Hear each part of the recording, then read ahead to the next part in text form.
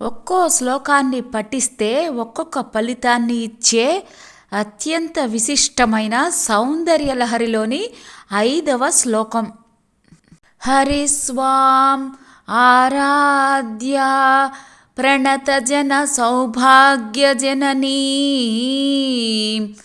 పురానారీ భూత్వా పురరిపుమపి క్షోభమనయత్ స్మరోపి త్వాం నత్వా రతినయనలేహ్యేన వపుషా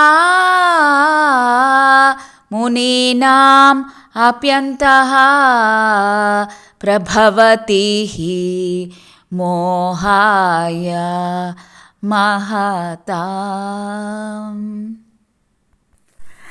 దీని భావం, అమ్మా, భక్తులకు సౌభాగ్యాన్ని అనుగ్రహించే నిన్ను శ్రీహరి అర్చించి మోహిని అయ్యాడు.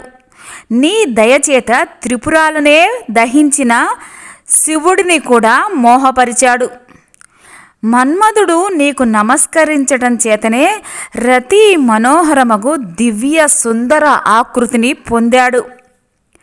నియమశీలురైన మునుల మనస్సులను, సర్వ జగాలను మోహం కావిస్తున్నాడు. నీ దయా ప్రభావము మాటలకు అందనిది కదా.